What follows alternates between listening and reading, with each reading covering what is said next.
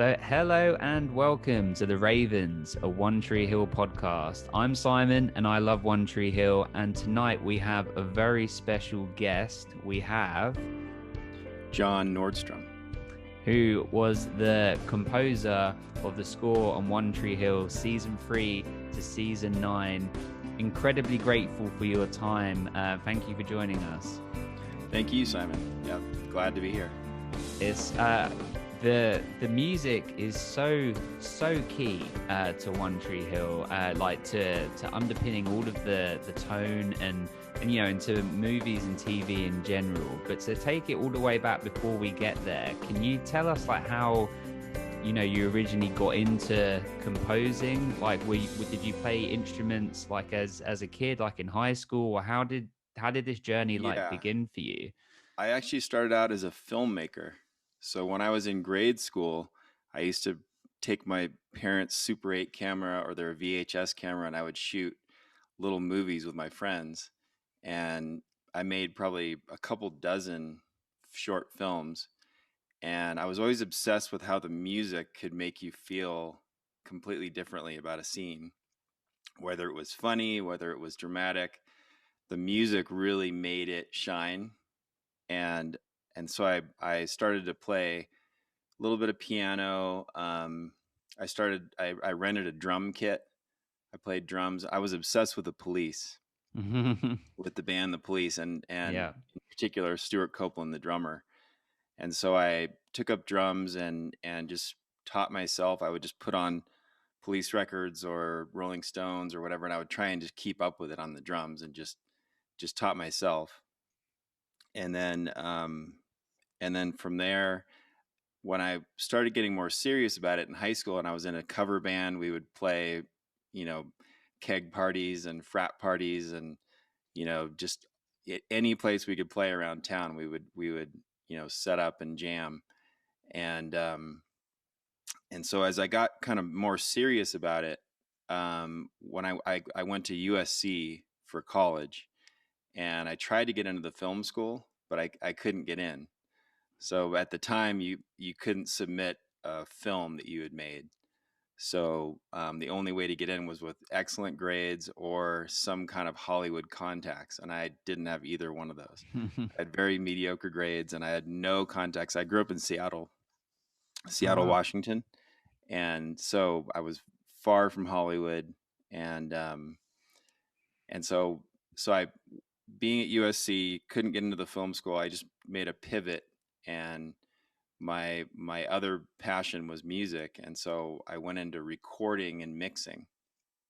So I learned how to mic instruments, record them, mix them, come up with a full sound palette and make something sound really professional. And I loved it. Like, I love that part of the music creation, is recording, mixing, like adding atmosphere to things. And it's so cinematic that was really something that I felt I was good at. I could kind of hear it in my head and picture how I wanted something to sound, because I always have a more of a visual way of looking at things. And so it really lent to me writing music for film, because being a filmmaker and then being into music, like, you combine the two and then you have a person that does film scores.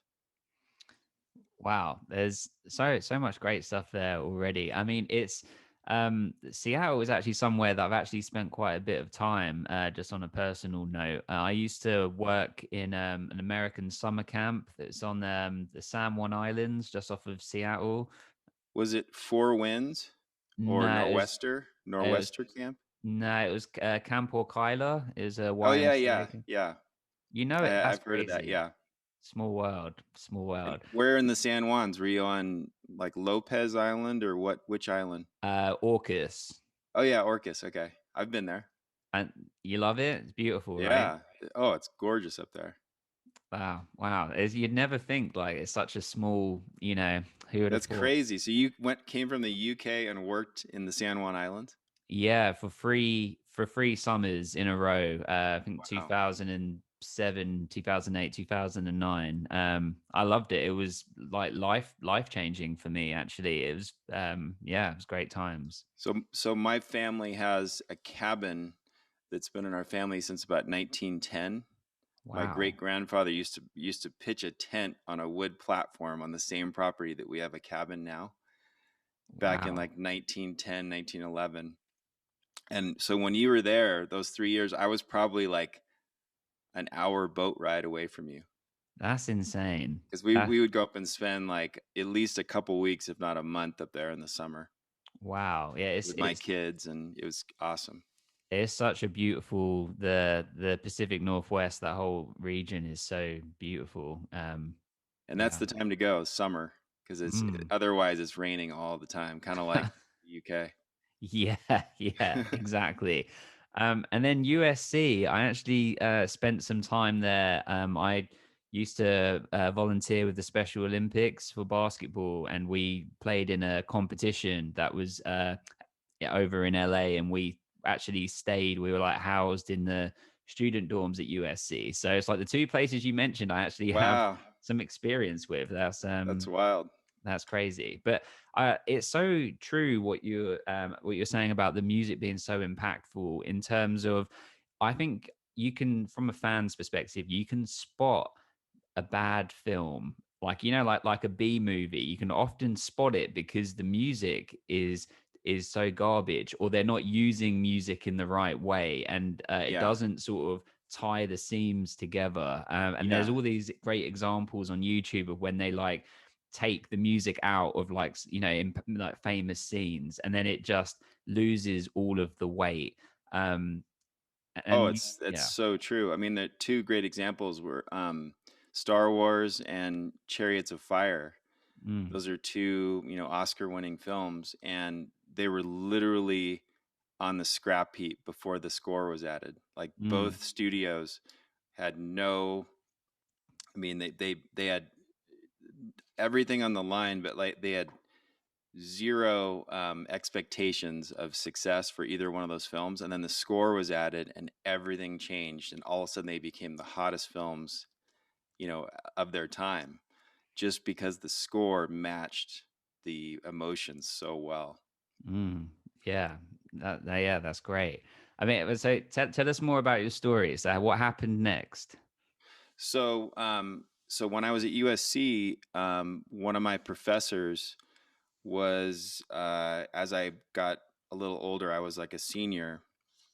He he was doing sound effects for a kids TV show on PBS, on public broadcasting, and they asked him. They had no budget for music, like a couple $100 an episode, for about 25 minutes of music per episode, and couldn't hire a professional to do it. And so they said, we need either a newcomer or someone that's desperate. And so they said, do you know any students that could do this? And my professor said, yeah, I do. I have a student that's really into scoring and can really come up with a good sound on a small budget. So he had me meet the producers. Then I did two test episodes where they gave me an episode with no music, kind of told me generally what they wanted. I wrote the music, turned it in, and literally with no credits, and I hadn't even graduated college yet, they hired me. Wow. And that was a show called Story Time on PBS. It was celebrities that came in and read books to a group of kids, and then the story would kind of come alive, and the music would come in, the score. So I wrote the theme and all the scores, and that ended up running 10 years. I Wow. did other shows at the same time, but I ended up doing 118 episodes of that show. Wow. Right out of the gate. That's crazy. So you Yeah. spent the whole that's insane. So your first gig, so to speak, went for a decade. Yeah. And it was a great gig because I would do maybe, 15 to 20 episodes per season, and then there would be a break so I could do other shows, and then I could come back to that one. So it was just kind of an ongoing project that just was the gift that kept on giving. And the budget went up, and then it went national. It became a national PBS show. So then I actually started making, more of an income. I could make a living off of it. So the whole thing was just a home run. And I still am so grateful to my professor. And I started a scholarship at USC in the scoring program, kind of based on my relationship with him and how much the school did for me, right out of the gate, right when I graduated. Oh, that's really cool. That's really cool. And it's always so nice when people like sort of, pay homage to where they came from and how they got in, like remembering the people that opened the door. That's really Yeah, cool. yeah. And then, do you watch any Aaron Spelling shows, like any of the old 90210 Of course. Yeah. or Melrose Place or any of that stuff? Yeah. So that was kind of the beginning of the teen show, and that was even before the OC or before any of those shows. And my big break, like with network television, was with an Aaron Spelling show called Models Inc., and it only lasted 30 episodes. But at the time, it was a new summer series for Fox, and it was a huge deal. Like, it was on the cover of every magazine, and they wanted a big launch. And I was doing promo music for Fox Television at the time. I was just writing 30-second and 10-second promos, like in between their shows, for this new show that was coming up. Then I'll never forget it. I was driving. It was on a Monday. I was driving down Sunset Boulevard in Hollywood, and I get a call from the head of promo music at Fox, and he goes, "Can you write a 45-second theme tonight and turn it in at Fox at 8 a.m. tomorrow morning?" And Wow. I said, "Of course." So I said, "What do you need?" And he said, "Okay, 45 seconds. We need a 10-second intro, um, a, a a 20-second theme, and a 5-second outro, kind of just in Mhm. general terms." So I went home, and he said, "We want it sexy. We want it, not too techno or too fashiony, but have a little bit of that, but mostly have it be sexy and kind of, big sounding, very cinematic." So I go home, I write it, um, put a pot of coffee on, and stayed up all night, and played every instrument. I played the drums, the guitar, it was a lot of keyboards and stuff, and then mixed it. Just, I thought, man, I actually have something here. I think it sounds pretty good. Got in the car at 7:30. This is pre-internet, so I couldn't just send them the file. I had to get in the car, drive the tape over, pop it into the player, and play it in his office at 8 a.m. He loved it. He said, "Okay, I got to get it over to Aaron Spelling. I got to, send it to my guys to start cutting picture to it." And by, I think, noon, I get a call from Aaron Spelling, and he says, "It's a gorgeous theme, John." That's crazy. So I said, "Oh, wow, thank you so much." And he goes, "Yep, it's going on the air." So literally, I went from not having a theme on network, big network television a day before, and about 26 hours later, I had a national theme on a major new TV show. That is insane. That is crazy. Well, I mean, wait, to take it back a second, when you're so you get told you get asked to make this theme, when you start writing the music, like what is your process? Like do you kind of hear it in your head first, or do you just play around with certain instruments and like how do you I I kind of coordinate had it? a chord progression that I thought would be kind of the main part of it. And then what I do is I kind of get a tempo that I think will work, and I time it out, and I start programming the drums to match the timing that they need. So I knew that it had to be 45 seconds, like completely clear with no fade out or anything. Like, it had to be exactly 45 seconds of audio. So I had to, at the end of a piece, there's usually, especially a theme, there's a big kind of ending chord. So I Hmm. knew that had to happen like 40, probably 42 seconds. You can have 3 seconds of kind of a fade.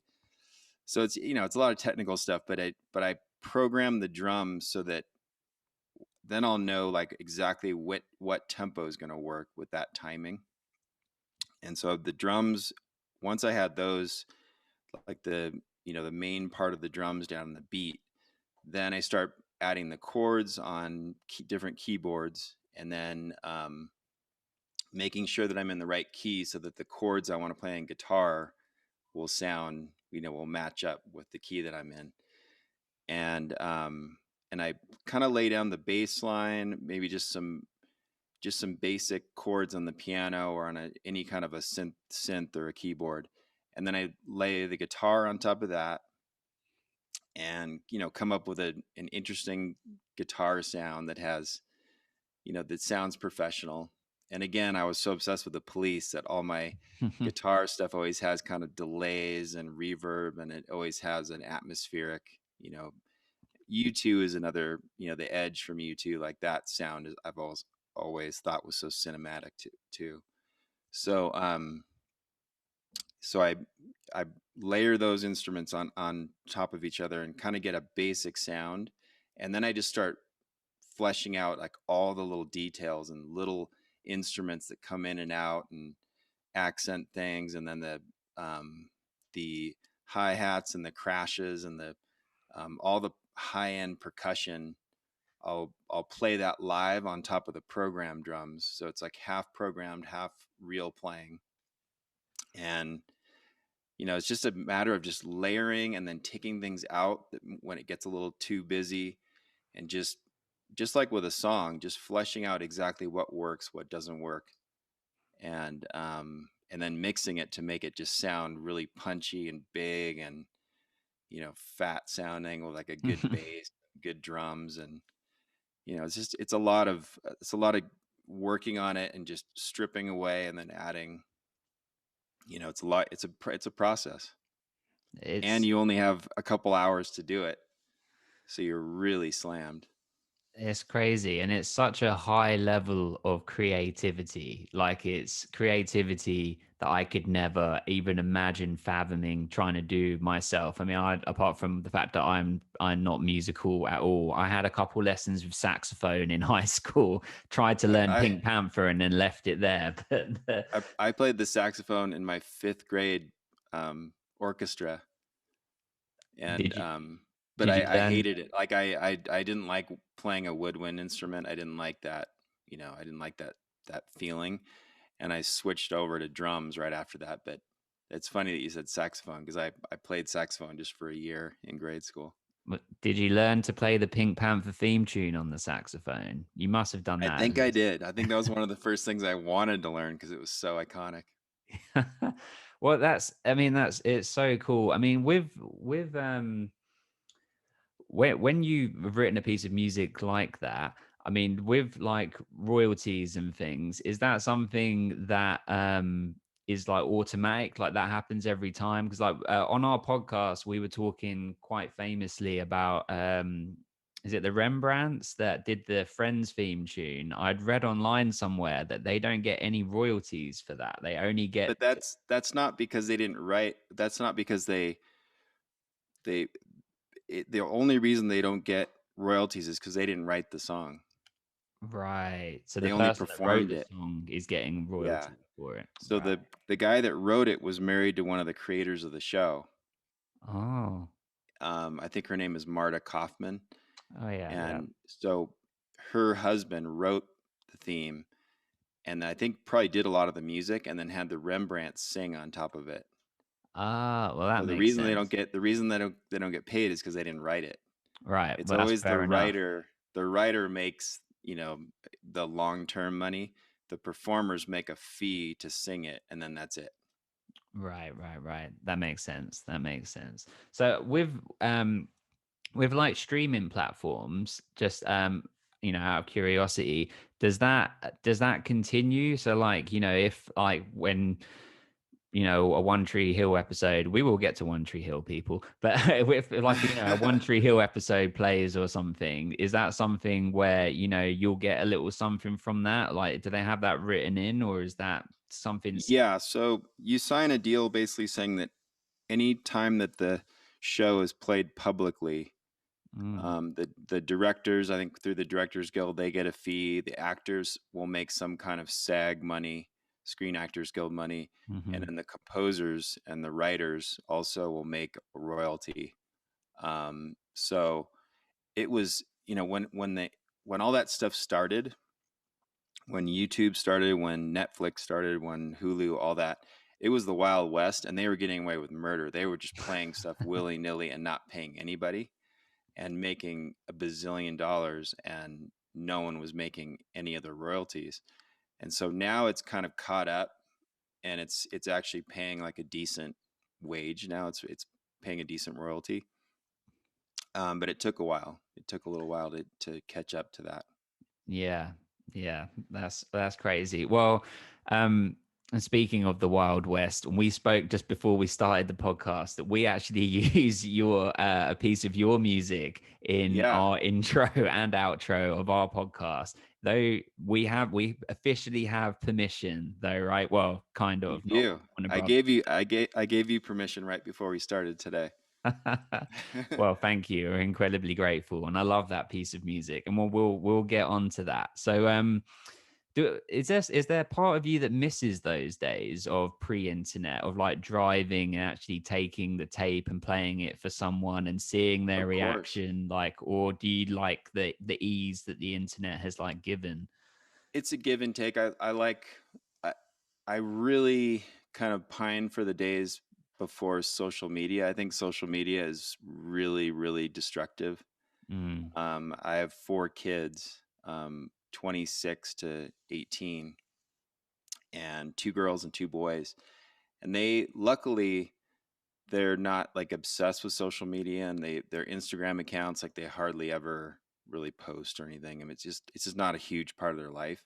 But I've seen so many people kind of be really damaged by it. And mm, that's the thing that I think, when I think back to the old days, I really loved like the human interaction and in person, and kind of being able to separate work from personal life. And kids could separate school from, just like on One Tree Hill, they went to school. If they had problems at school, they could go home and get away from those.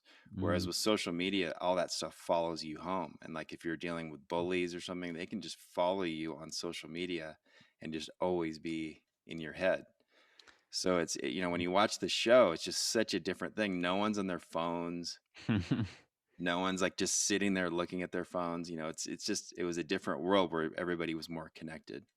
So that's the thing that I miss, but I love being able to like send a music file to somebody. I love being able to do what we're doing right now. We're all the way across the globe from each other, but we can, talk to each other and be able to see each other while we're talking. So there's so many advantages, but those are the things I miss.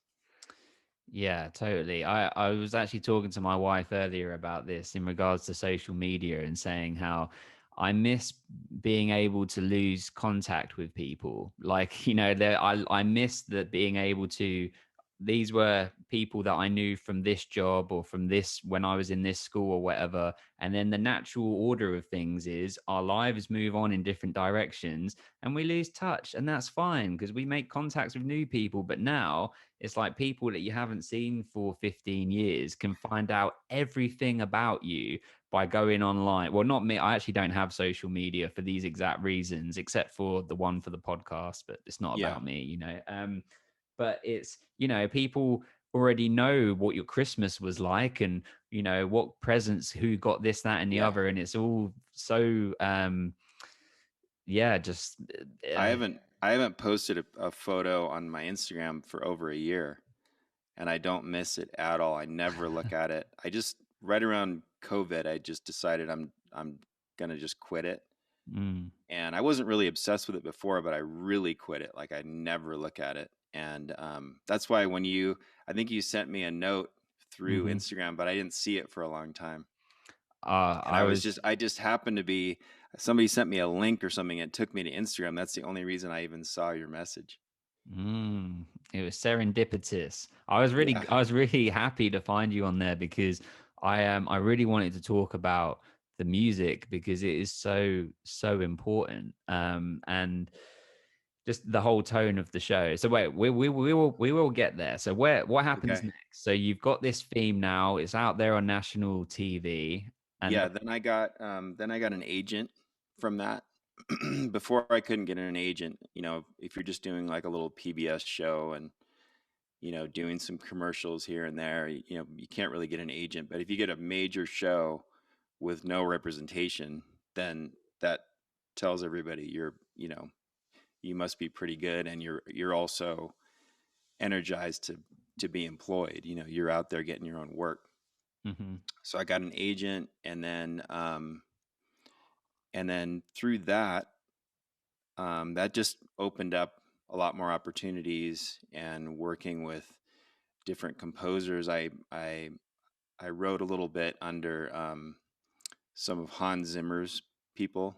No way. Did some ghostwriting, like for a movie called Spy Game Oh, I with know Robert Spy Game. Redford Yeah, and Brad Pitt. yeah, yeah, yeah. So I wrote some of the music for that. Some of the scenes that kind of needed like an Arabic atmospheric music, like in the Middle East.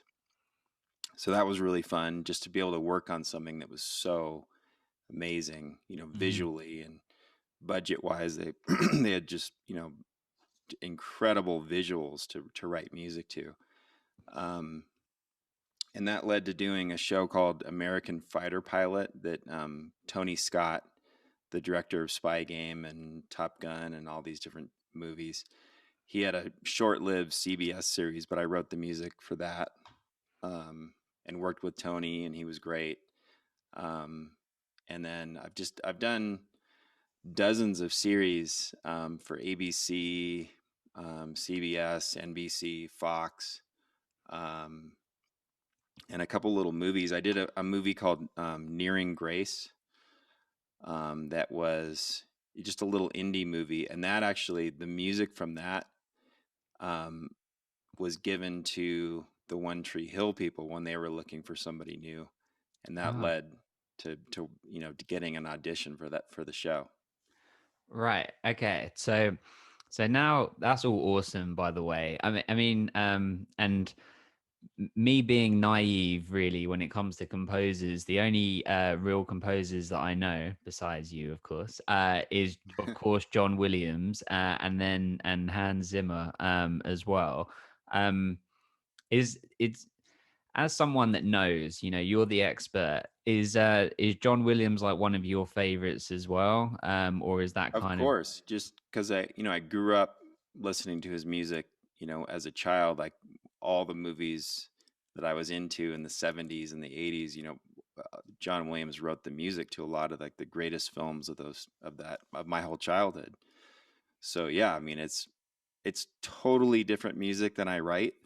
Like I wouldn't even attempt to write the type of music that he writes. He's just really, really good at that big flourishy orchestral style. And Hans writes more, a lot of bombastic music, like with tons of huge percussion and a lot of action movies. But he also Mhm. is really good at writing kind of minimalist, beautiful melodic music too.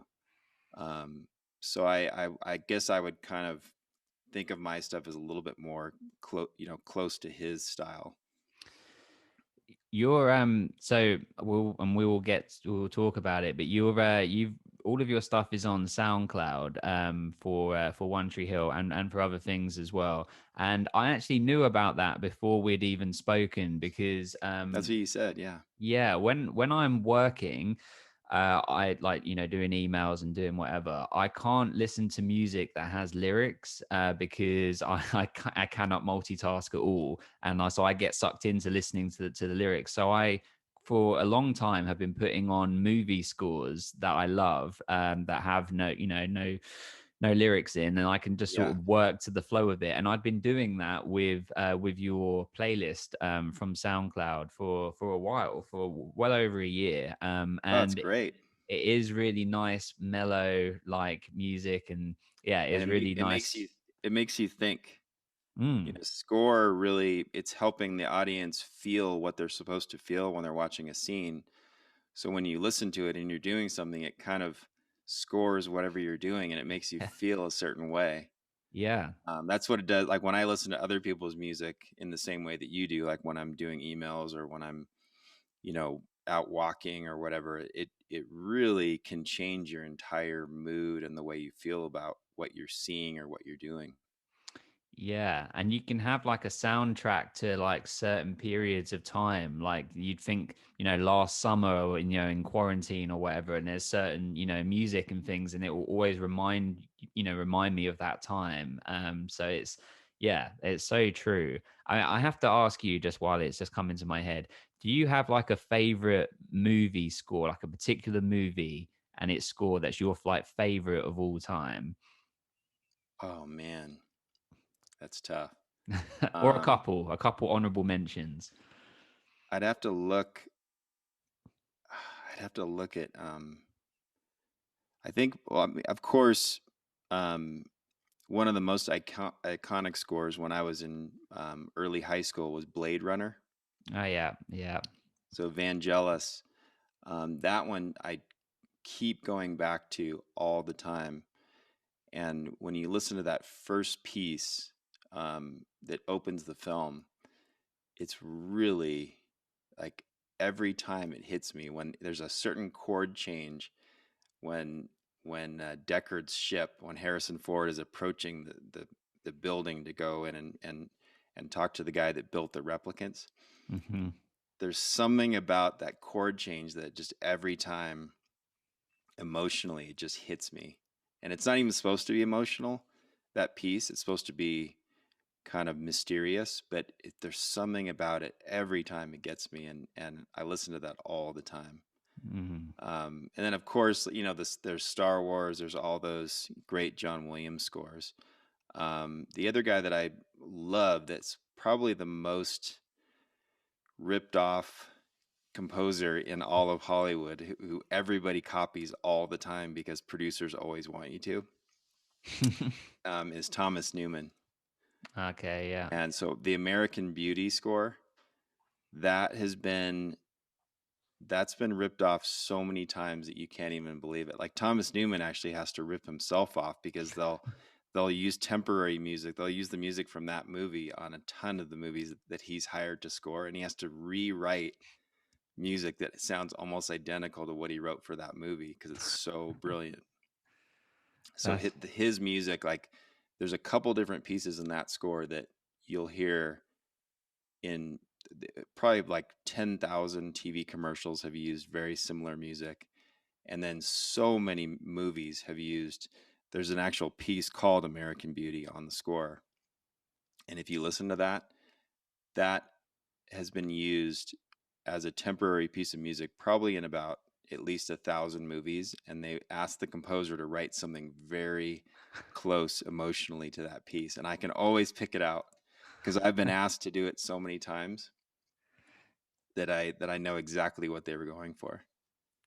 so is that what they do? They'll put something in that's like from someone else and be like, we want something that's this kind of tone. Exactly. They'll say we don't want you to copy it melodically.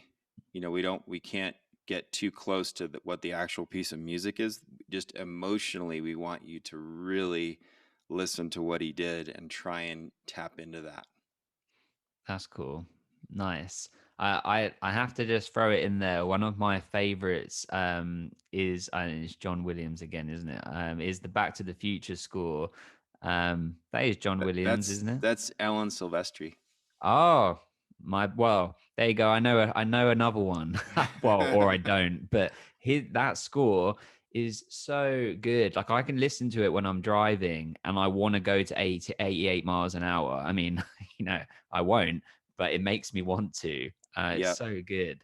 Oh, it's fantastic. Yeah. Um, okay, so we get to One Tree Hill. There, you are not the composer for the first two seasons. Do you know if there was a reason why they didn't continue with the person that composed the first two seasons and why they wanted to go in a different direction? Yeah, so I got a call from my agent. I had just come off that film Nearing Grace that I was telling you about. Mm-hmm. And that's actually on my SoundCloud, just the John Nordstrom SoundCloud. a lot of my early series are on there, but that's one of them that's on there. And and so I just come off of that, and I had written a very similar sounding score to what I was going to be asked to do on One Tree Hill. So my agent sent in that CD um, to the producers, and I think there was 14 of us. Wow. So 14 composers were asked to write a score, like a for three different scenes for the show. And it was scenes from season 2, and I'd never seen the show, Hmm. so I didn't have anything to base what I was going to do on. They just said we want real instruments and real guitars, real drums, everything real. We don't want anything sampled. Um, so I did 3 scenes, and then they whittled it down to 3 of us. So it went from 14. Then I got a call from my agent. Okay, they really liked what you did. It's down to 3 of you, and you're going to interview with the producers. So I walk into a meeting, and it's Mark Schwann and Joe Davola and a couple of the executive producers. And what I found out later was that they had already decided to hire a different guy before my interview. Oh, wow. They thought that another interview went so well that before I came in, they were like, "Well, I think we're going to hire so and so, but let's just talk to John before, because he's already here. Like, he may as well come in and talk to us." So I go in, and I had made the decision I was going to really push for this gig, because I just thought I was perfect to write the music. Like, I thought I could really tap into what they needed. So I really pushed hard and just said, I'm the guy that should be writing the music for this show. Here's my influences. Here, I know you guys love this kind of music. And I kind of just had a leap of faith. Like, I just thought they'd be into the same kind of bands that I was into, because they were around the same age. And luckily they did. And I said, and I could see they were looking at each other during the meeting, kind of thinking like, uh-oh, like, we like what he's saying too. And so when I walked out, um, it was a great meeting. And on the way home, I get a call from my agent. And she says, okay, now it's down to 2 of you, and you're going to write one more scene for the show. Mm. They're going to send over a VHS, and you're going to write another score. And then they're going to hire whoever they like this next score. They're going to hire that guy. So I go home, the tape arrives, I see what kind of scene it is, and I said, okay, I'm just going to go all out. So I hired a drummer and this really great acoustic guitar player that's played on all my stuff. And then I played bass, piano, and electric guitar. And I wrote a full piece that just sounded like a Coldplay song, like, really just a great acoustic guitar, atmospheric electric guitar, and wrote this whole piece, sent it in, and Lindsay Wolfington, who's the music supervisor for the show, she's kind of a secret weapon of the show. She chooses all the songs. She'd be a great person for you to talk to too, because she picked all the great music and all the great songs for One Tree Hill all the way through 9 seasons. Oh, thank you. She told Yeah, me I'll that, look into that. yeah, so she told me that when this piece of music on this demo, the second that it came on, Mark Schwann said, "That's the music I want." Like, he said it, like, the second that it played, he knew exactly that was the type of score that he wanted for the show. And he goes, "That's what I've been wanting for 2 seasons." Wow. And they told me the reason why they were going in a new direction was because, not that the score wasn't good for the first 2 seasons, but it was all in the computer.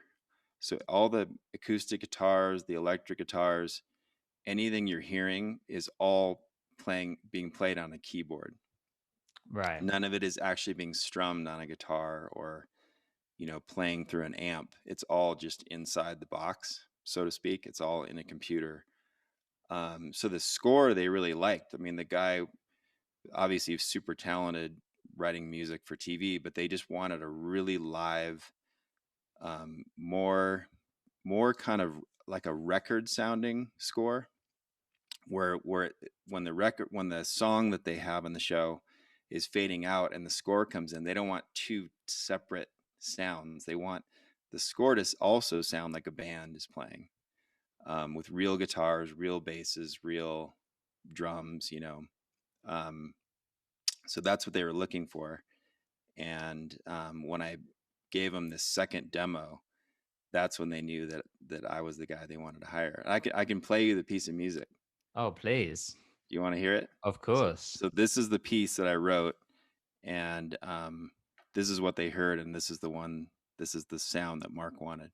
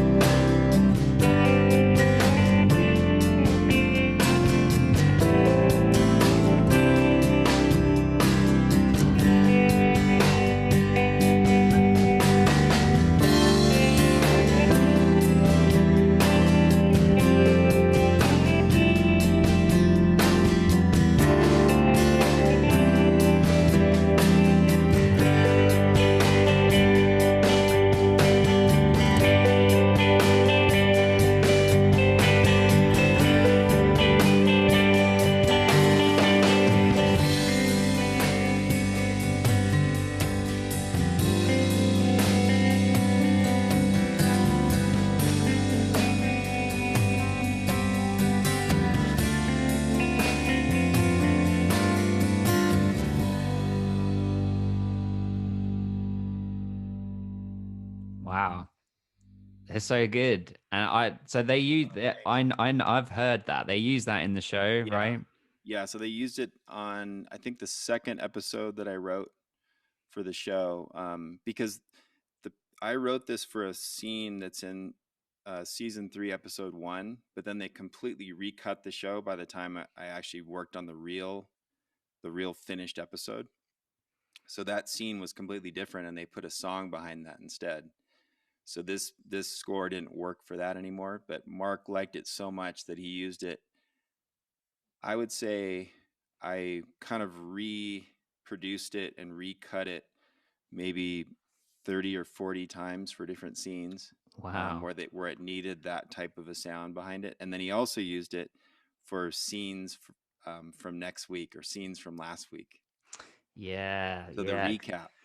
the recap, they would use it all the time. And whenever Mark got in a jam with music, he would just pop this piece of music in, and it always seemed to work for whatever scene he wanted to use it for. It sounds quintessentially One Tree Hill. It just has that feeling about it. Like when I was listening to it, I could visualize, like the scenes. And at the end of each episode, or a lot of the episodes, it seems like the final 3 minutes is usually always to some music, and there's usually like a montage of like setting Yeah, the characters into a place of where they're going to pick up from for the next episode, and sort of getting to this crescendo of like a cliffhanger or something. And yeah. it feels like I could imagine that happening over that sort of music. It's really good. Like, I Oh, love thank you. that. Yeah, so I hired those guys, not even knowing that I was going to get the show, but I just figured I'm just, because I think it was like, to hire both those guys to track for half a day, it probably cost me like $800, because these guys are like the top guys. And so I just did it because I thought, like, I really want this show, and this is the only way I'm going to be able to get it to sound the way I want it to sound. Because I can play electric guitar. All the electric guitar you hear on there, in the background, that's all me. But the acoustic guitar is just, if you get somebody that's just really gifted, that can really play acoustic, it adds a lot to what you're doing. It just brings it to life. And this guy Bruce Watson, he's played on tons of scores and tons of albums, for a lot of bands, and he just has the gift just coming up with amazing little riffs, and he made that piece sound spectacular. And the investment paid off. Like you Yep. invested in yourself in the opportunity. So you find out you get the show, amazing. What how long is it before your, season 3 is beginning? Like what's like the lead time before you're into the swing of Um, things? I think they told me probably about 2 or 3 weeks before I went in for the first spotting session, which is where you go in and meet with Mark and the editor, and Lindsay Wolfington is usually there, the music supervisor, and you just kind of hash out different ideas, and they play you the temporary music that's in there against the scenes so that you can see kind of what they're going for. And once I had done probably half the first season, for the rest of the time I worked on the show, they always just had my music in as the temporary music. So it made it really easy for me to know kind of what they wanted, because I had written that music for a different scene, but I knew exactly how and why I wrote it the way I did. And so it was a great roadmap for me. Yeah, so it's like your sound became the sound of the show. It like Yeah. transitioned to being, John's sound. So and it also makes perfect sense, just to go back a second, that they wanted it to be, authentic instruments, because the show takes music is an integral part of the show. Like as in it become the a big theme of the show is music, and like Peyton's character, for example, and love of music. So Yeah. it makes sense that they would want to have that done properly. Um, so I I assume that the schedule is that they film an episode from like Monday to Friday, let's say, and then is it how long do you then get to do the music for that episode, or is that how it works? Do you then So spend the next week doing the episode for that, the music for that episode, or yeah, so they would shoot probably about 6 weeks before I saw anything. So they would okay? shoot, like a full month and a half before I even saw 1 minute of edited footage. But by the time I went in there, the editors, they had like four different editors for the show that were always just going from episode to episode. So probably each episode took about a month to edit. Wow. So they would get the footage in, they'd start going through the dailies, they'd start picking their favorite takes of different things, and the editors would have a lot of time to work on it. But for me, that time that they needed to edit always cut into my time. Right. So I probably had about 5 days to do each episode. And that's go in, have the meeting, get the tape from them, put it into my computer, have to start from scratch, and then write all the music and mix it and produce it and get it back to them. You know, it was probably, they called it a week, but it was actually probably 5 days of actually, time to be able to really work on it and write it. So it was a quick turnaround window. Yeah, and would you watch the entire episode to like understand to get like the themes of everything, or would you just watch the scenes that you were going to score? Oh no, we watched the whole thing through because they Okay, wanted me to see how they were using songs on it too, right, right. and then I could kind of get the feel for, you know, what the whole show sounded like. Because you And I can't come in with a piece of music that completely fights the song that is, coming out of the prior scene. Yeah, that makes sense. And I assume you as soon as you like booked to the job that you went straight back and watched season 1 and season 2 to like catch up on everything. I didn't. I've never seen season one or season two. That is insane. I've never seen them because I didn't want it to influence what I was gonna do. Okay, that makes sense. That makes sense. I I ended up kind of seeing like a scene or two here and there, and they kind of filled me in story wise what was going on, but I didn't want to watch it and then go, oh, I have to use this organ sound that they're using in Mm. those seasons because I got to tie it in. I wanted to go completely fresh and come up with a new sound because that's what they wanted, and I didn't want that to influence what I was going to do. Yeah, that makes total sense. I mean, and that shows me thinking about it from like a fan perspective because Paul Johansson said the same thing that he's only seen 70 episodes of 187 and Yeah, he would only watch the bits that his character would watch, so he's not influenced in thinking about having knowledge that his character wouldn't have. So yeah, that's really interesting. But yeah. you It. Go no, ahead. no, sorry, go on. Oh no, that it worked for me just because I think like what he said. I mean, you don't want anything to to taint what you're gonna do and kind of tell you to write a certain way when the producers have already told you, we want to go in this new direction. So I think I will go back and watch them. My daughters have both watched the whole series and they kind of filled me in. Hey, the season 1 and 2, like, they would tell me what was going on story wise as well. But I do want to go back and watch them. I think I'll next time I'm on a long flight, I'll start One Tree Hill season 1. You definitely should. You Yeah. definitely should. And then get to season 3 as quick as you can, because then you can start getting some royalties. Well, so when we were talking about this briefly before we started recording, but so this whole time when you're doing the music, you weren't in Wilmington at all. You were back in California. Yeah, so I live near Santa Monica, which is kind of out by the beach. Um, and the show, all the whole the entire office is in Burbank. And so I would drive out to Burbank every week, usually like on a Monday, and we would do the spotting session, and then I'd have to turn in the music the following Sunday. So so yeah, I mean, it was we were in California the whole time. I think I met 3 of the cast members the entire 7 years I was working on the show. That's And insane. then I ran into Paul. You mentioned Paul Johansson. I ran into him with his kid in a park in Santa Monica when I was taking a walk with my wife maybe 3 years ago. And we Um, chatted and caught up. And I told him, hey, you don't know me, but I wrote the music for One Tree Hill. And then he was just the nicest guy.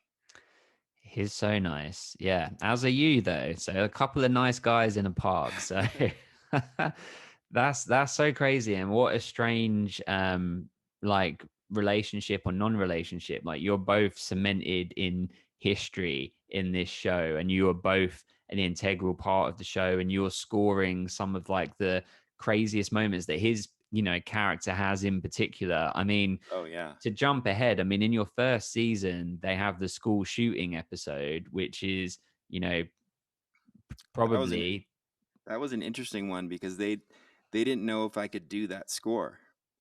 I was hired to do this rock and roll score with acoustic guitars and electric guitars and piano and drums and stuff. And then here comes the school shooting episode, and they called me and they said, "Hey, we're doing this completely different episode. Do we need, we might need to hire a different composer for this single one, episode." And I said, "No, no, no, no, no. I like you get pigeonholed as a composer. They think you can only do one style."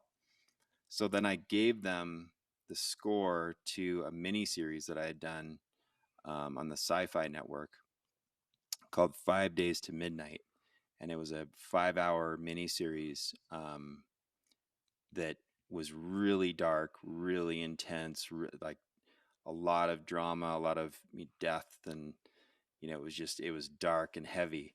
And so I gave them that, and the editor used that music to temp the whole episode 316. wow. So then they knew that I could do it, and they loved the sound, they loved the score, and so basically I just had to kind of recompose the same style that I had already done years before for that other miniseries, and it worked out great. I mean, I loved working on that episode. It was so powerful, and it let me show them that I can do any type of music that they want. Yeah. I mean, that episode is probably the most infamous episode of the entire show. And yeah, I mean, and the music that goes with it, the emotion. I mean, the moment where, you know, where Dan shoots Keith and all of that stuff. It's so like iconic in the universe of the show. So that's really cool. And but crazy that that was also in the middle of your first season with them. They've had these two I know. seasons before, which spoilers because you haven't seen them, but it's pretty calm. You don't have anything anywhere near that. And then 16 episodes in, you're Yeah. scoring that. And interestingly enough, a lot of people's favorite season is season 3. It is, yeah. Just because a lot happens and there's great episodes and just a lot of story that season. But that was the season when they were closest to getting canceled. Yeah, so can you tell us a bit about that? Because it's sort of said a lot, and Mark Schwann has said in loads of interviews and things that almost every season it felt like it was going to get cancelled. So I Oh, mean, how did you it feel came about that? down it came down to the last day every single year. I think the only year that they were re-upped before going down to the wire was, I think, after season 5. So Okay. I think season 6 was the only season that where they confirmed that the show is going to continue while we were still working on the show. Every other season, it came down to literally like an hour before they were going to make the announcement before they decided to renew One Tree Hill.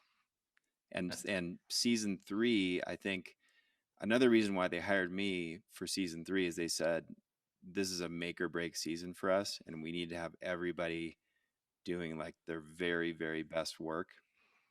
And so they said, anything that we think can be better, we're stepping up our game. And so I felt like, especially like for the school shooting episode, I felt like it had to be the right music, and you couldn't go too big or too crazy overboard with it. It just had to really support what was happening on screen and story wise. And I think that particular episode saved the show. That's what Paul said as well. He said that that kind of saved the show because we were talking about how that episode meant that the show lost Craig Sheffer as Keith, and he was saying how that was he thought he was worried and talking to producers saying that that was a big cost to the show because he was like an integral part. But ultimately, that episode saved the show because it became such like an infamous moment. Yep, definitely. And I didn't get to see that much of Craig because he was, the character Keith was kind of, I think he left for part of season 3. Like he wasn't really as big of a deal in season 3, but I guess in season 1 and 2 he was a big part of the show. Yeah, he's and Paul actually bring it back to him again. He described him as like the Mr. Miyagi character from like Karate Kid, and actually that's how I see him now. Is he's kind of like he kind of gives the advice. So yeah, but so how did it feel for you as as a composer? You get onto this big show, big-ish. It's kind of got bigger almost as it's ended. Like the fandom never stops. But how did it feel for you, feeling like it could be cancelled every year? Like, was it like a nice I mean, thing that every year you were like, oh no, actually it's still going, or was it not nice because you were, anxious that it was going to stop? it was actually par for the course. I mean, it's that's the story of my life. I mean, when you're a TV composer, when you're in television of any kind, you expect to be canceled because most shows are canceled. I mean, by far, it's like to make it to a season 3 or season 5 is like 1 in 250 or something. I mean, you literally, it just doesn't happen back then, especially because it was all big budget network television. Now with Netflix and all these other, with Prime Video and all that stuff, I mean, there's just so much more capital where they can get budgets to go out and shoot. And I think the technology has made it so that they can have a smaller budget and still have amazing looking shows. Yeah. And so you can have more shows being made and just more jobs. But back then it was, it was a lot to do a show like One Tree Hill. And, it had to have a certain audience to continue. And the great thing about One Tree Hill is the fans were just so rabid, and they would just call the network, and they would have like these, protests almost like outside the offices of Warner Brothers, and to tell them to keep the show on.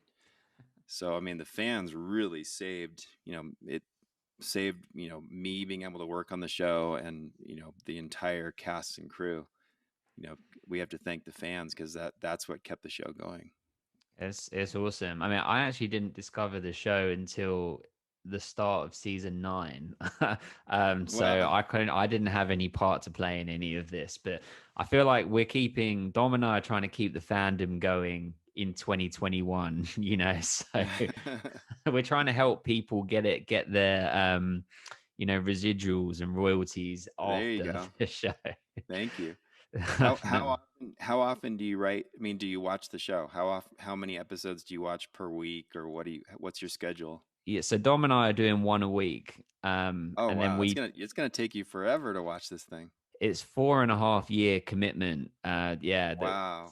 and we're at the start of season 2. So we've just done episode 5 of season 2. But it's Wow. fun because Dom and I, we've known each other our whole lives. But we're building to a crescendo. So on the very last episode of season 9, Dom and I are gonna fly from the UK out to Wilmington, and there's a organization called FWB that does charity events where they do like conventions and get the cast there, and Great. they do it actually in Trick, like they own the actual premises now. And we're going to podcast the final episode from there, so that's Oh kind of like great. what we're building to.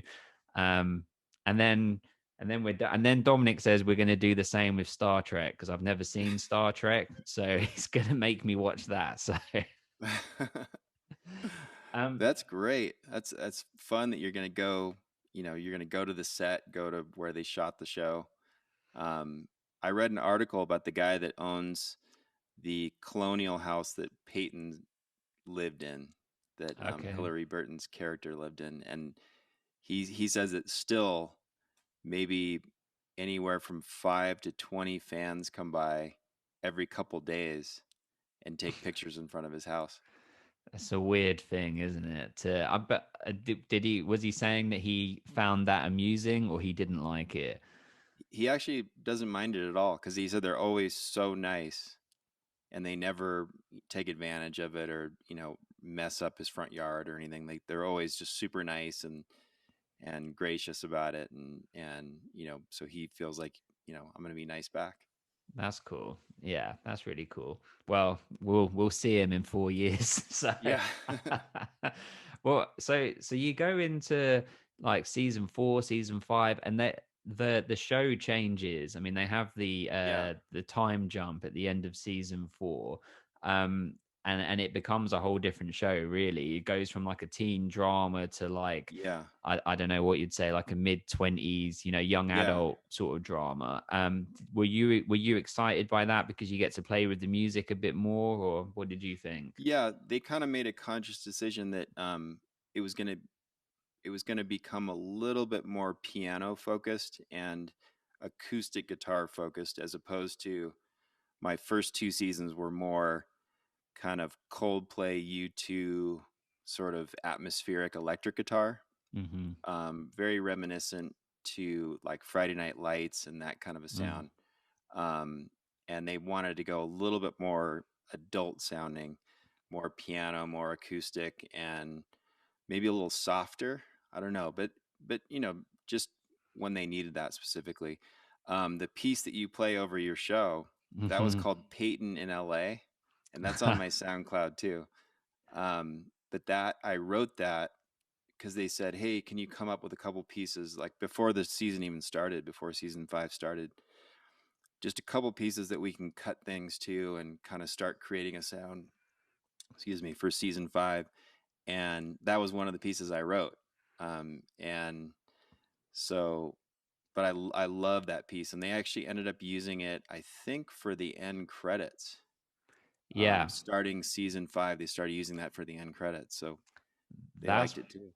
yeah, that's why that's where so I got it from your SoundCloud, and I was Cool. going through before, like, so Dom and I had recorded our first episode, and then for a second, I guess I got to see what it was like to be someone thinking about the score, not creating anything, but stealing, but looking, thinking about it, and I was like, what is going to be the right sound to introduce, our show? And I went through loads of different things, and it was like, oh, that's the one. It's so One Tree Hill to me, anyway. Yeah. Um, and yeah, it's a great piece of music. I love it. Thanks so much. Yeah, Uh, it's kind of like the faster, more adult sounding version of the piece that I played you earlier. Um, mm, that's more kind of early One Tree Hill. That one's just a little bit more piano driven and a little bit more percussive, and it has a little more drive to it, maybe a little faster tempo. hmm But I love it. I mean, I ended up basing a lot of the score that year off of some of the little thematic ideas in that piece. And did you have like particular characters that you enjoyed scoring more? Like as in like say like Dan, for example, as like the antagonist. Did you have like a particular, did you have favorites like that were like good to write music for?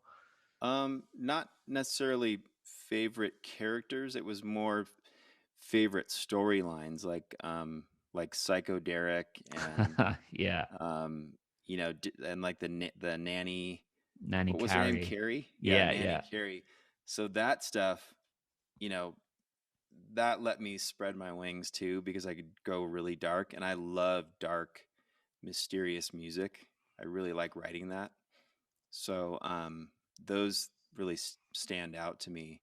But then I also love emotion. I love writing stuff when people are getting real with their feelings, and a lot of the the stuff between the storylines, like between the female characters Hmm. when they're you know hashing it out and having problems with each other, or kind of coming back together as friends. Like a lot of those emotional scenes where the score was an integral part of those scenes, like that I love writing emotional music too, like on piano or guitar. And yeah, and it's I'm really looking forward to watching, because we watch it in such detail. So I don't know if you know, but Dom and I will do about 3 hours of a podcast on each episode. So we go into detail. So I'm really looking forward to when we're getting to season 3 to really unpacking all of the music and really paying more, really close attention to the score. I mean, Okay, cool. yeah, I really can't wait. I mean, so do you have I mean, the show gets kind of crazier and crazier in a beautiful way. I love the show. But as it goes on, like you said, Psycho Derek, and we get to season 9, and Nathan's been kidnapped by like Russians or something, and Oh yeah. Yeah, Mark would always say when some crazy thing happened, like in the spotting session, he'd go, "Bet you didn't see that coming." Like that was like his tagline, because he knew we were just gonna be absolutely shocked by what was happening. And everybody's big shock moment is when Dan shot Keith. yeah. That was just completely psychotic and just out of the blue, and I had no idea what was going on when I watched that the first time. And that was a bet you didn't see that coming times 10. Yeah, well, Dom has no idea that that's coming, and and Jimmy, the character that goes into the school with the gun and whatever, he Yeah. thinks that Jimmy's gone because he's only in the first 2 episodes of season 1. He's not in it again, and then he comes back for just those 2 episodes in season 3.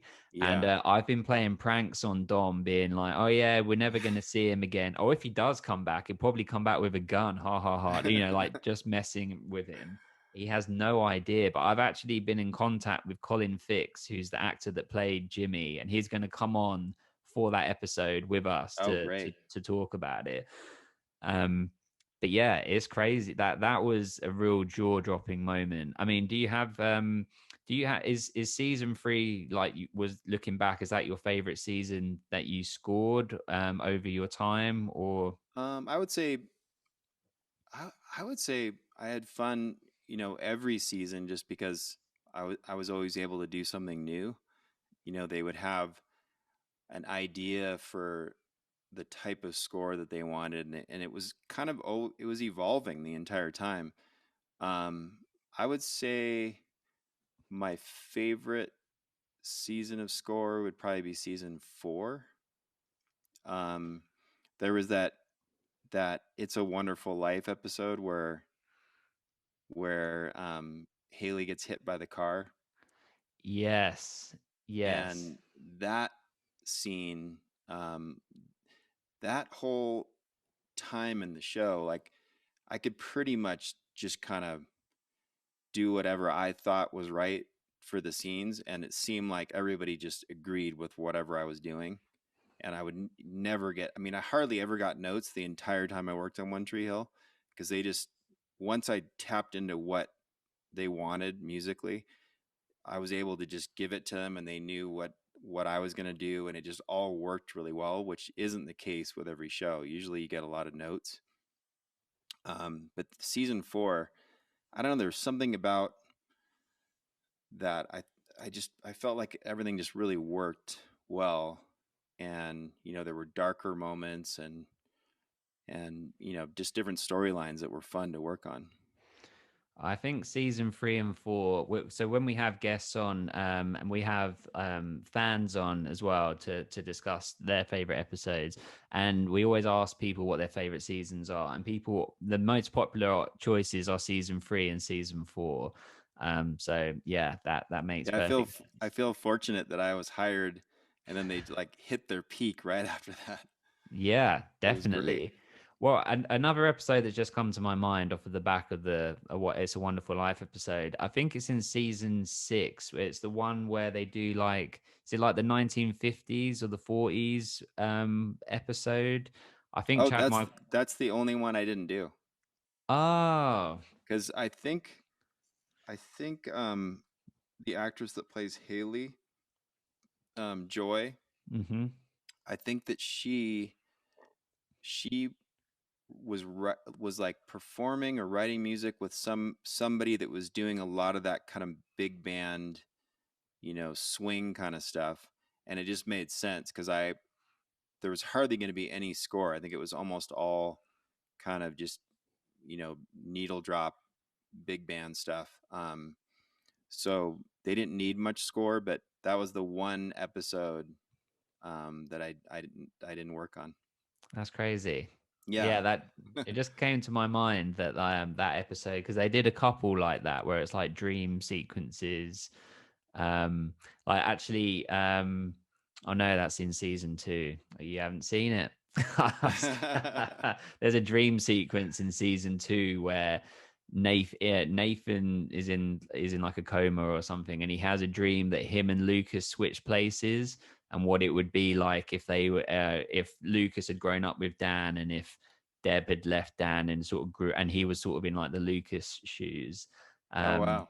yeah, and actually, this jacket, I wear it now for podcasts. So this, I got this from Paul Johansson, but this jacket it was in that episode because in the episode he's like the assistant coach to Whitey, rather than being like, the big car salesman or whatever.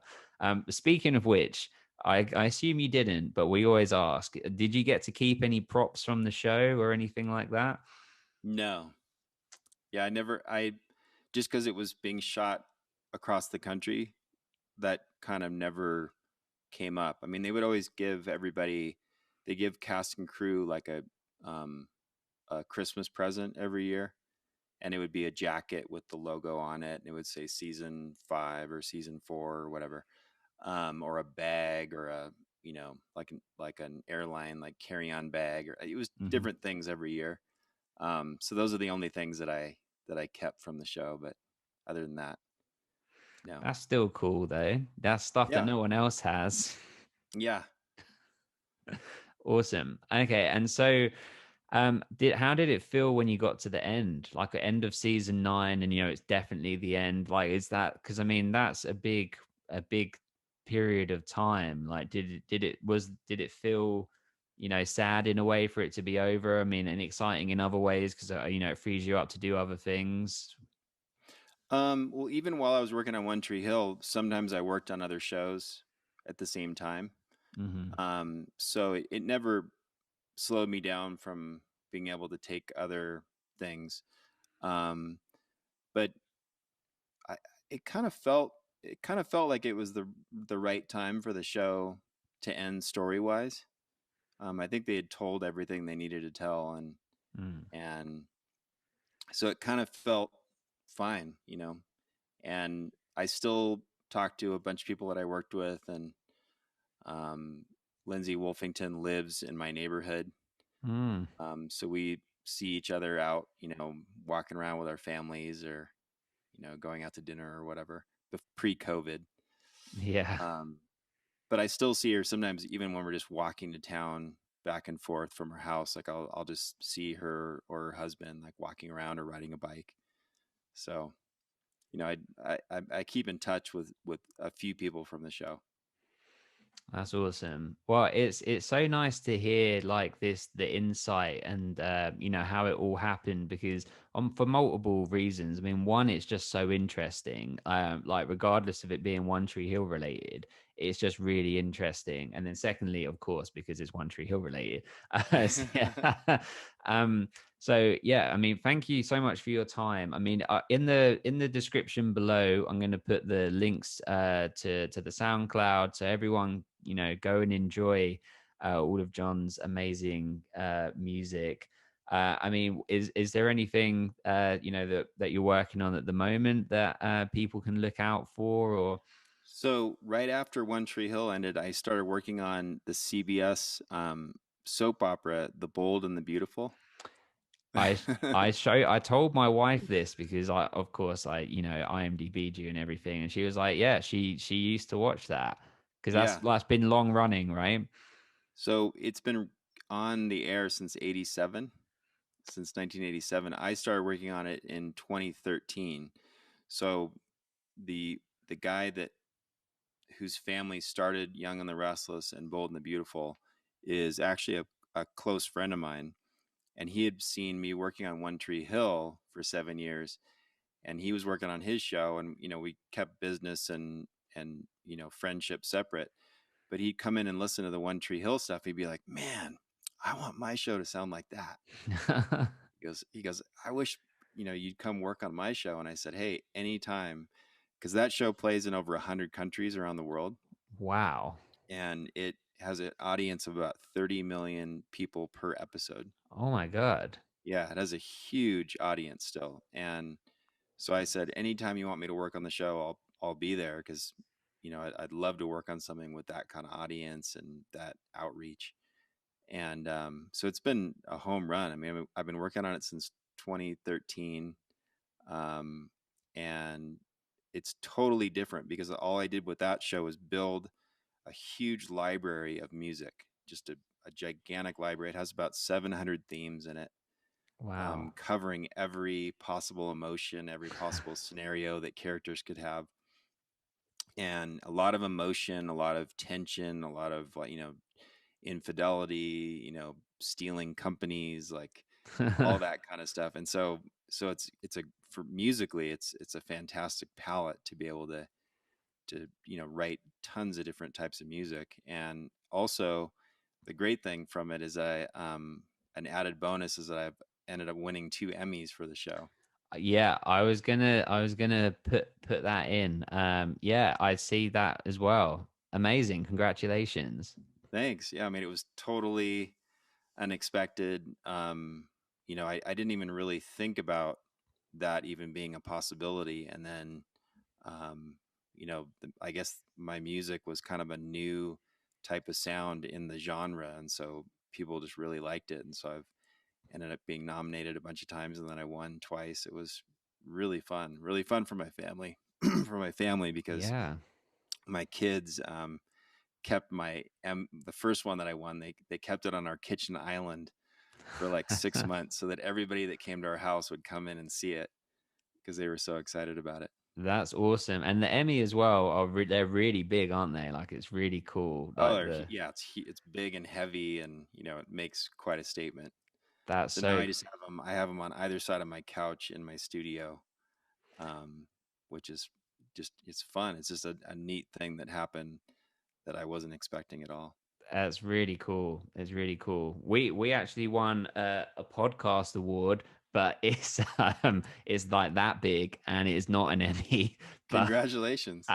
it's okay. It's not. It was from our friends that do another podcast, and they had a vote, and we like got all of our listeners to rig the vote so we would win. But I Hey, just thought it's funny to bring that it up when we're works. talking about an Emmy. So That's awesome.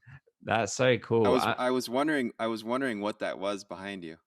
Yeah, so I have the camera pointed this way because here is a load of One Tree Hill memorabilia stuff, but I have to Oh have the wow. camera pointed here so that Dom can't see it because it's got spoilers in. Um, this I is bet. actually a piece of the River Court. They when they finished with it, they like tore up some of the concrete and then like gave out pieces of the concrete. So Wow. they should have You given you a piece. you are a major fan. Oh yeah, it runs deep. It runs deep. That's awesome. Um, okay, so I mean, so what is next? I mean, so you're still doing this. I mean, would what would be like a dream thing to score? Like, would you want to like get back into doing, like into movies or what would be like the dream role? I mean, you're Um, living the dream already, so it's kind of a hard that's question. when people ask me that, I always say, when I was in high school and I was recording on a little cassette 4 track and trying to write music and writing, terrible songs that were, they got better, but I was writing pretty awful music at the beginning that just didn't make any sense. And, half of it was kind of a joke. And if I could have flashed forward and seen, what I've been able to work on over the last 25 years, I mean, I never would have thought it would have been possible. So, I already feel like I've completely, gone above and beyond any kind of dream I had as a kid, like to work in TV, to work in film, to work, in this medium. So anything else would just be gravy, from now on. So, I mean, I would love to work on something, um, kind of like a minimalist sci-fi sort of a score, like Arrival or, something like Oh that, like a yeah. Blade Runner type, like where it's all synthesizer and really analog sounding and like a, pulsating kind of thick sounding score, that where you can't really place what instruments are doing what, but it Mm. all kind of comes together production wise. Um, I love that kind of stuff, like where it's an orchestra but being used in a different way. Um, yeah, the only time I ever got to use an orchestra was on, when I was selected to do the Ascap scoring workshop. Ascap is the royalty company. Right. Like there's BMI, ASCAP, and CSAC are the three big ones. And so when I was starting out in my career, I submitted a cassette and got selected to do this program, and we got to record with like an 80-piece orchestra. Wow. Yeah, at the end of it, it was like a 3-month session, and then at the end, you get to write a piece to a scene and record with this big orchestra. I got to conduct them, and I had never Wow. conducted anybody, and it was really thrilling. That's So awesome. I'd love to work with an orchestra again. That would be fun. I've brought in sections, like I did a TV film, called Prince William about the royal family around the Okay. time of Diana's death, and that's on my SoundCloud too. It's one of my favorite things I've ever done. Like it's very European and cinematic sounding and orchestral sounding, even though I brought in each section. Like I brought in some strings one day, overdubbed them. I brought in some horns, some woodwinds, overdubbed them. It was all section by section. So it wasn't an actual orchestra. It was everybody just piecemealed together, but it still sounds great. I mean, I love the result. I love the way that it sounds. But to work with like 100 people in a room is pretty amazing. Yeah, that's insane. I don't know. I'd be so nervous. I That's so was. I mean, cool. I was sweating. I mean, I couldn't believe that I was in front of all these people that they've played on some of the best scores of all time. You know, they're like the top orchestra in LA, and to be conducting them was, you know, I just felt like a total imposter. That's a very John Williams situation there, I guess. Yeah. Like that's well, I guess it's like you might even find it hard to remain motivated. I mean, that's a good question. Like with being so successful and achieving so much, like how do you remain motivated? To keep going and to not sort of like for lack of a better term, like half-ass it really. Like there must be a point where you're like you're the man, you've done it all. Well, I mean, there's different levels of success, and you have to be kind of, there's some people that have done what I've done, and they're still mad that they didn't do a big Oscar-winning film. You know, what I mean, but you have to be secure enough in yourself to know kind of what success is for you. And Mm, so for me, when I think about what my dream was as a kid, and that I've already like way, gone way beyond that. Um, I can't be mad, for me, just for myself, I can't be mad that I haven't done some gigantic, blockbuster film or something, because I've achieved like way more than I thought was possible for me as a composer.